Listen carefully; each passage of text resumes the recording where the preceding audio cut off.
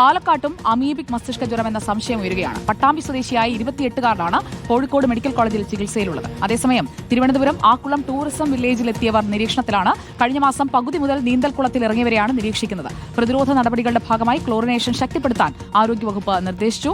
ഇക്ബാൽ അറക്കലും സുനിഷ അയ്യല്ലൂരുമാണ് നമുക്കൊപ്പം ചേരുന്നത്. ആദ്യം ഇക്ബാൽ അറക്കലിലേക്ക്. Iqbal Arakkal, good evening. Amoebic മസ്തിഷ്ക ജ്വരമാണോ അതോ ഇപ്പോഴും സംശയത്തിന്റെ ഒരു പരിധിയിൽ നിൽക്കുകയാണോ ഈ കേസ്? സുജയ, പാലക്കാടും ഇപ്പോൾ ഈ അമീബിക് മസ്തിഷ്ക ജ്വരത്തിന്റെ ഒരു ആശങ്കയിലേക്ക് നീങ്ങുന്നു എന്ന വിവരമാണ് ഇപ്പോൾ ഏറ്റവും ഒടുവിലായി പാലക്കാട് ജില്ലാ ആരോഗ്യ വകുപ്പിൽ നിന്നും ലഭ്യമാവുന്ന വിവരപ്രകാരം പറയാനുള്ളത്. പട്ടാമ്പി സ്വദേശിയായിട്ടുള്ള 28 വയസ്സുകാരനാണ് ഇപ്പോൾ ഇത്തരത്തിൽ ഈ രോഗലക്ഷണങ്ങൾ സ്ഥിരീകരിച്ചിരിക്കുന്നത്. 6-ാം തീയതി, അതായത് ഈ മാസം 6-ാം തീയതിയോടുകൂടിയാണ് ആദ്യം ഈ രോഗലക്ഷണങ്ങൾ കാണുന്നത്. പിന്നീട് പട്ടാമ്പിയിലെ അതുപോലെ തന്നെ വാണിയംകുളത്തെ ആശുപത്രികളിൽ ചികിത്സ തേടുന്നു. പക്ഷേ ഈ രോഗം മൂർച്ഛിച്ചതോടുകൂടിയാണ് ഇന്നലെ ഈ യുവാവിനെ കോഴിക്കോട് മെഡിക്കൽ കോളേജ് ആശുപത്രിയിലേക്ക് മാറ്റുകയും ഇപ്പോൾ സാമ്പിൾ പരിശോധനയ്ക്ക് അയക്കുകയും ചെയ്തിട്ടുള്ളത്. ഏതായാലും ഒരു സ്ഥിരീകരണം വരേണ്ടതുണ്ട് എന്നുള്ളതാണ് പാലക്കാട് ജില്ലാ ആരോഗ്യ വകുപ്പ് ഇപ്പോൾ നിലവിൽ അറിയിക്കുകയും ചെയ്തിട്ടുള്ളത്. ഏതായാലും ഇത്തരത്തിലൊരു രോഗ സംശയം നിലനിൽക്കുന്നതുകൊണ്ട് തന്നെ പട്ടാമ്പിയിൽ ഈ യുവാവിൻ്റെ വീടും അതുപോലെ തന്നെ വീട്ടു പരിസരത്തുമുള്ള ഈ ജലാശയങ്ങളിൽ വലിയ രീതിയിലുള്ള ക്ലോറിനേഷൻ നടപടികൾ ഇപ്പോൾ ആരംഭിച്ചിട്ടുണ്ട് എന്നും ജില്ലാ ആരോഗ്യ വകുപ്പ് അറിയിച്ചിട്ടുണ്ട്. ഏതായാലും 6-ാം തീയതിയാണ് ഈ യുവാവിന് ആദ്യം ഈ രോഗലക്ഷണങ്ങൾ കാണുന്നത്. പിന്നീട് ചികിത്സ തേടുന്നു. പക്ഷേ ചികിത്സയിൽ കൃത്യമായി ഈ രോഗം കുറയാതെ വന്നതോടുകൂടിയാണ് ഇന്നലെ കോഴിക്കോട് മെഡിക്കൽ കോളേജ് ആശുപത്രിയിലേക്ക് മാറ്റിയിരിക്കുന്നത്. ഏതായാലും പാലക്കാട് ജില്ലയും ഇപ്പോൾ ഇത്തരത്തിൽ ഈ മസ്തിഷ്ക ജ്വരത്തിന്റെ ഒരു ആശങ്കയിലേക്ക് നീങ്ങുകയാണ്.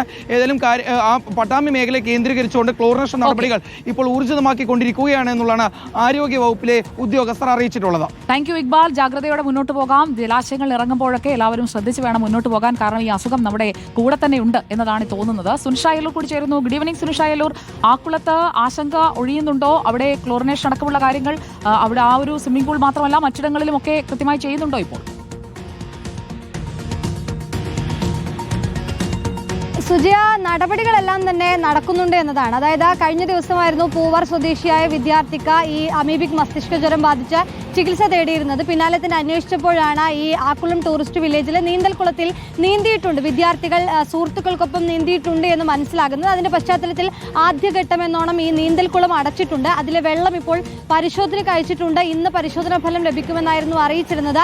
നിലവിൽ ഇതുവരെയും ലഭിച്ചിട്ടില്ല. പക്ഷേ ഇന്നത്തേക്ക് എത്തുമെന്നുള്ളത് തന്നെയാണ് കരുതുന്നത്.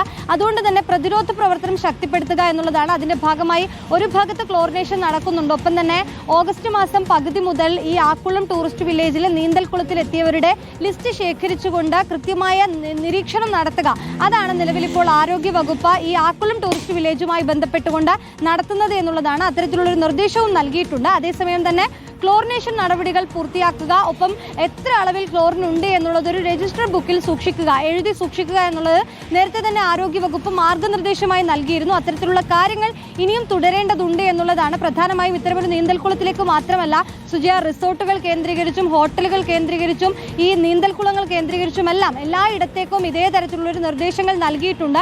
ഇത് കൃത്യമായി പാലിക്കപ്പെടുന്നുണ്ടോ, ഈ ക്ലോറിനേഷൻ നടക്കുന്നുണ്ടോ എന്ന് നോക്കണം. അതിനായി കൃത്യമായ ഒരു ഉദ്യോഗസ്ഥരെ കൂടി നിയോഗിച്ചിട്ടുണ്ട് എന്നുള്ളത് തന്നെയാണ് അല്പസമയം മുമ്പ് ആരോഗ്യമന്ത്രി മാധ്യമങ്ങളോട് പറഞ്ഞപ്പോഴും പറഞ്ഞത്. ഏതായാലും ആശങ്കപ്പെടേണ്ട സ്ഥിതി നിലവിലില്ല. പ്രതിരോധ പ്രവർത്തനം ശക്തമായി നടക്കുന്നുണ്ട് എന്നുള്ളതാണ്.